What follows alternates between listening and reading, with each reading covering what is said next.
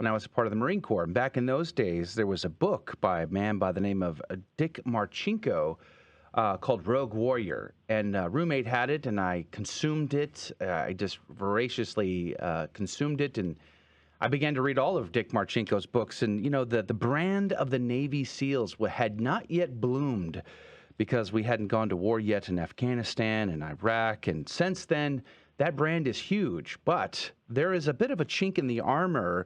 And Matthew Cole, a journalist, has published a book called Code Over Country. And it is really, I think it's gritty, but it's super important, I think, to read because it brings balance and perspective to war and the warriors we send to fight those wars. And joining us now to discuss that is Matthew Cole. Good morning to you, sir. Thank you. Thanks for having me this morning. We really appreciate you being on today. And as I was just saying, I've had a fascination with the Navy SEALs for a very long time as reading Dick Marcinko's books, and I know you've had some very interesting, to say the least, conversations with Dick Marcinko prior to his death. But let's talk about the book, Code Over Country. What is this book? Why did you write it? Well, I had been working for a couple of years as an investigative reporter for The Intercept and looking into allegations from sources about war crimes committed by members of SEAL Team 6 in battlefields in Iraq and Afghanistan during the height of the wars there. And over time, there was a real picture that emerged from my sources inside the SEAL Team 6 community and the Navy SEAL community, which was there had been a lot of abuses and, criminality that had been covered up and looked past, and that it was, essentially a series of failures of leadership at SEAL Team 6, which became, especially after the raid in Pakistan that killed Osama bin Laden, the most well-known American military unit, and certainly one of the most popular. And I was struck by this idea that here was this publicly they were praised, and members of the unit have written all sorts of books and tell-alls, and as started with Dick Marcinko. And yet that what the public didn't know was that there was a much darker side, which is not surprising given the nature of their job, but that there were real problems at the unit that had long-lasting effects on the men who were in that unit. And I thought that really was a public interest story then. And so I sort of, I just began reporting and looking into the history of the unit. For those that don't know, Richard Marcinko was the founder, or one of the founders, of SEAL Team 6, and this was at a time where Delta Force already existed, and the Navy was looking for their own anti-terrorism Tier 1 unit. But he was a rogue, to say the least. A Vietnam veteran. He recruited all of his own buddies to be a part of this initial program, and the moral compass was almost non-existent in many ways, and which I think brings up a lot of troubling issues. And to be honest with you, Matthew, I saw, listening to some of your interviews about your book, I haven't had the chance yet to read your book. I do intend to do so. And then listening to some of the sort of the Special Forces operators talk about your book and the story and the implications. And I am reminded of that story of those Marines that were videotaped by their own platoon leadership urinating on the bodies of dead Talibanis. And I remember how shocking that was, that, and the thought of, well, we may be called to go to war. We may have to fight. We may have to even kill. But does that mean we act like utter pagans and rogues? I mean, it seems like we have lost our soul in the process. How would you see that? Well, I think, let's give this some historical context and perspective. War is a really horrific event for anyone who participates, regardless of your viewpoints of its necessity. War, men do in particular, can do some really awful things, and it provides an opportunity when you're killing other human beings to engage in behavior that you wouldn't obviously normally do so, and that's something that the state asks you to do. The country you're putting on the uniform, you have a patch with the flag on it, and you are following orders, and as people often say, defending a freedom, but they're serving the U.S. government and the U.S. people, and in that becomes an opportunity where you have something where the incident with the Marines that you're describing, where you have a bunch of young kids, young Marines, who, in a giddiness, do something very poorly thought out. And because it was filmed in particular, it becomes a real stain on U.S. forces in that place. SEAL Team 6 is a different kind of unit, right? It's the most elite, it's the most disciplined, and yet within their confines, they were conducting events and incidents not unlike what we saw with the Marines, and that I think becomes more troubling, right? So overall, I think U.S. servicemen have acted fairly well. If you think back historically, how there are many fewer situations. We know about Abu Ghraib. There were some very rough situations and disgraceful situations in the war in Afghanistan and Iraq, but they actually were many fewer than we would have normally seen in previous wars. That U.S. wars that U.S. has fought in, Vietnam War, the Korean War, World War I or World War II, and yet from the most elite unit, you had war crimes. Now, not all SEALs or all members of SEAL Team 6 were war criminals by any stretch of the imagination. The real issue was that it was kind of like a small virus that continued to spread and was never treated. And I think what people tend to forget is outside of the shock value of what may have occurred on the battlefield, it is often, we know this from history, a psychological wound that will come back with that American soldier, with that Navy SEAL. And it will affect not just them, but their families too. And that's very much a silent wound that does not get talked about. And unless these things are exposed, and I don't necessarily mean with criminal trials or anything like that, but exposed through journalism, for instance, those wounds are silent and they eat away at people. And that's the moral injury that comes with war that we often don't talk about in the public. We have to be somewhat, careful. I don't want to get too graphic here about some of the crimes that were committed, but can you give us a description of some of the crimes that you've documented in the book? Sure. And it's not, people are still waking up. I don't want to be too graphic, but overall, what I would say is that SEAL Team 6 and parts of SEAL Team 6 consistently after 9/11, there was a tendency to essentially desecrate the dead in Afghanistan and Iraq as part of, some of it was psychological warfare, some of it was just being aggressive, and some of it was a lack of morality and certainly ethics. And there was within the unit, each unit had each small unit squadron had a particular kind of desecration that they would commit. And it's not, again, within context, it's not the whole unit, it's not the whole squadron. It would be small groups of SEALs, and it would be kind of like a virus. But on each deployment, there was there was essentially, for some of the men and for some of the officers, it would be a way of letting the enemy know that SEAL Team 6 had been there. And it culminated with essentially that happening with Osama bin Laden, and a type of desecration that is it's a situation in which it's not required to shoot someone, but you may shoot someone in a way that leaves your calling card. Leaves a calling card, or a way for whomever is picking up and recovering the body to know that SEAL Team 6 had been there. I mean, at least in their mind, in SEAL Team 6's mind. And it's you can imagine that even under the best of circumstances, that would lead to all sorts of problems, and it's certainly a lack of discipline. In some cases, it is a war crime and criminal.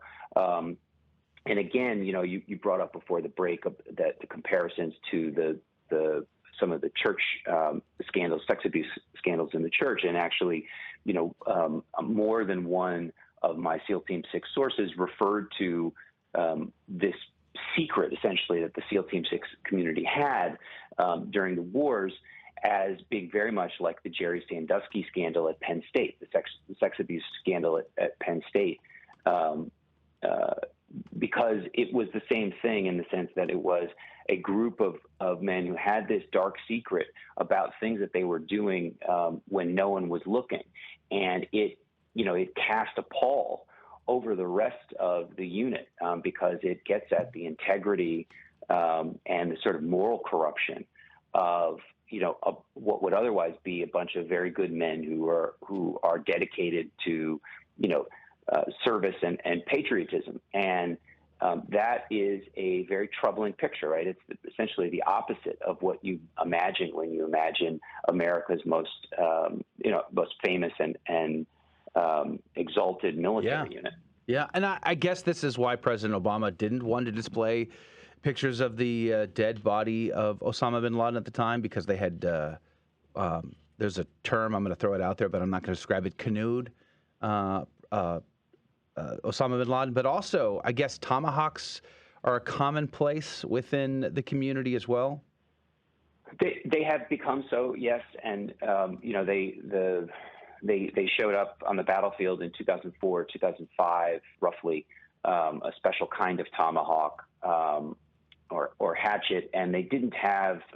They certainly had no military application. I mean, they had no reason to be on the battlefield. There were uses for them, but they quickly became something that was cool, seen as cool, because you have to imagine that SEAL Team 6 in the world of military, for all the other servicemen and women who are on the battlefield, members of SEAL Team 6, members of Delta as the Tier 1 unit, the best of the best, they are the cool guys. They're the ones that everyone looks up to and emulates. And so these hatchets started showing up in Iraq and Afghanistan, and some of the SEALs who wore them as part of their Native American moniker and heritage within SEAL Team 6 were using them on dead bodies.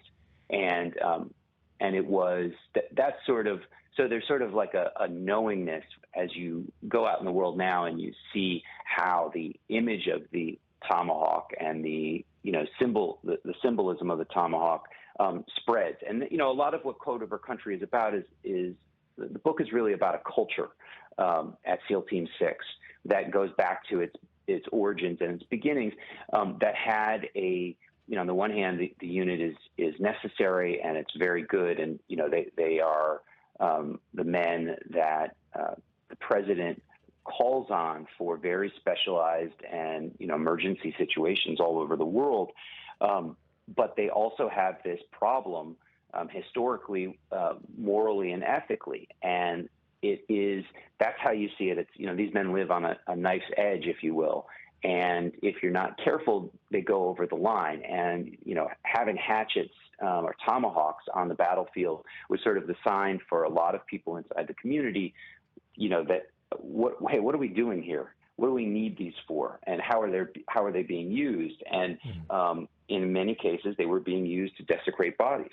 And so that's, it's still a problem, and it has not been addressed. And one of the reasons why the book was necessary was because the Navy and the larger SEAL community simply has not wrestled with or addressed any of the problems that occurred over 20 years. And so there's a scandal brewing now with SEAL training in Coronado, Buds, and it's all part of the same problem. It's a failure of leadership. And so, unfortunately, what you can find in the book is a sort of blueprint of failed leadership and what happens in an organization, whether it's corporate, but in this case it's military, of a refusal to take on these problems. And some of it, I've had SEALs who've said to me, look, what we have right now is we're missing our soul. We do not have enough belief, and whether it's religious or just moral, there is a gaping hole inside the organization that is missing, and that's what allows these things to happen. Mr. Cole, I'm wondering, when it comes to your sources, obviously there's, like you mentioned before the break, a lot of the veterans come back, and they come back with a lot of wounds, stuff that hardly ever gets healed, and it shows itself in their families, and in their communities as well. And I'm just wondering, your sources that came forward with these stories, was it a crisis of conscience for them, or what was the motivation to bring out this story that's taking place in the SEAL community? It's a very good question. In a lot of cases, it's no one thing for each person. What I would say is that overall, these were members of SEAL Team 6, senior leaders at SEAL Team 6 and the SEAL community who had tried to correct these problems as they were happening, as they were seeing them at the time, and were met with resistance by their superiors. And so over time, what they, I have a source, and I have to be very careful about, unfortunately in this kind of work, you really can't have any information about your sources because you can't expose them. And I wish that I could write, even anonymously, to describe who my sources were and what their experiences were, because it tells a story. Mm-hmm. But, I'll put it to you this way. There were people at SEAL Team 6 who had spent 25, 30 years in the SEAL teams who quit, who retired early because they could not get SEAL Team 6 to fix this problem, to stop war crimes. And because they understood that for the younger guys who were doing this stuff, there was going to be a lifetime of pain that was coming outside of the normal difficulties that come with being a Tier 1 operator. And so what they were upset about was that these senior officers were not doing their, they were failing in their most basic job to protect their own men for what is going to come after their time in the military. And so, a lot of the motivation, honestly, was, we are ruining our own guys. They called it a meat grinder. So we send our guys out for, one of the things that I hope your audience really takes home is that members of SEAL Team 6 and Delta Force during the wars, during the 20 years of post 9/11 wars, saw more military action and deployment to war than any other unit in the history of the country, period. It is simply an unprecedented amount of war. And because they're not fighter pilots, because they're not tank drivers, the war that they experienced was very up close and personal. The proximity to the violence that they were involved with was very close. And so we're talking about a group of 300 men, 200 to 300 men in each of those two units, that conducted more war in America's name than any other soldier, sailor in U.S. history. And so if you think about it in those terms, what happens during those 20 years it has like a magnifying effect. It's exponentially harder for them in the years afterwards, and they choose that service. That's what they fight to achieve a dream, to become members of SEAL Team 6. But that doesn't make the responsibility for those who lead them any less significant. It makes it more. And so the sources that I had wanted to see some changes at SEAL Team 6. Wow. And help these men. Matthew Cole, thank you for your time today. I'm looking forward to reading this book. The conversation around it has been very intriguing and gut-wrenching, to say the least. I mean, let me just tell you, from the Catholic perspective, if you allow darkness to fester, bad things happen. Time to shed a light even in the SEAL community here. Get it, Code Over Country. Find it online. We'll be right back. Don't go anywhere. Catholic Drive Time has another hour. Join us online if you can. Until then, thank you, Matthew.